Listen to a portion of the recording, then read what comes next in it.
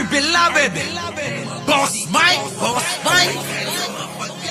Cervera.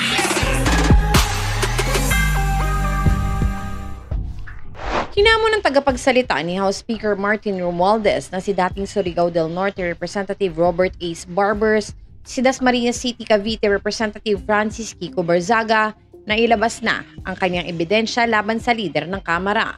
The issue now, kung siya ay may ebidensya, bakit hindi niya ilabas? Ani Barbers matapos igiit ni Barzaga na may personal siya impormasyon na sangkot si Romualdez sa flood control projects kaya dapat itong isama sa mga iniimbestigahan. Ayon sa mambabatas, hindi dapat sa social media ang pagpapasaring ni Barzaga kundi maglabas ito ng ebidensya upang makasagot ang inaakusahan nito ng katiwalian sa flood control projects. Subalit ang problema aniya, kapag nagpo-post si Barzaga sa social media ay binabago niya ito pagkatapos ng 1 o 2 oras kung saan lahat ay binabatikos at inaakusahan na walang mailatag na basihan. Idinipensa rin ni Barber si Romualdez sa pagkuha nito ng tagapagsalita matapos itong punahin ni Negros Oriental Representative Javier Miguel Javi Benitez na tila ginatunga naman ni Barzaga. Unang-una po, bakit may speaker ang Speaker ng House? Tanong ni Benitez na sinagot naman ni Barzaga ng a Speaker of the House who cannot speak for himself. Dahil dito na ikukumpara na sina Romualdez at Senate President Vicente Soto III kay dating SP Francis Cheese Escudero na lagi umanong nai-interview ng media. Ayon kay Barbers, bukas si Romualdez na sumagot sa mga katanungan ng media subalit maraming pagkakataon na hindi niya ito magawa dahil sa mga meetings at activities.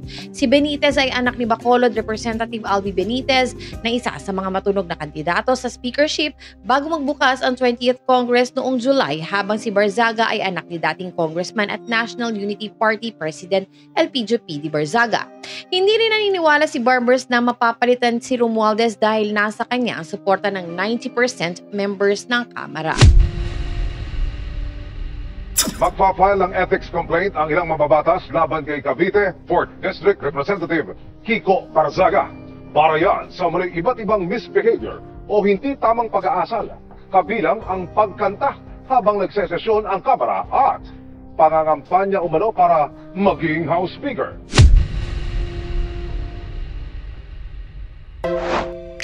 Sa ngalan po ni Boss Mike Cervera, ito po si Auntie Mama ng Rizal, also known as Anino TV, na nagsasabing mahalin po natin ang ating kapwa, ipagdasal po natin lagi ang ating bansa. Magandang umaga, magandang hapon at magandang gabi, saan man dako ng mundo naroon kayo at syempre, magandang buhay na rin para sa ating lahat. Maraming salamat po. Our beloved Boss Mike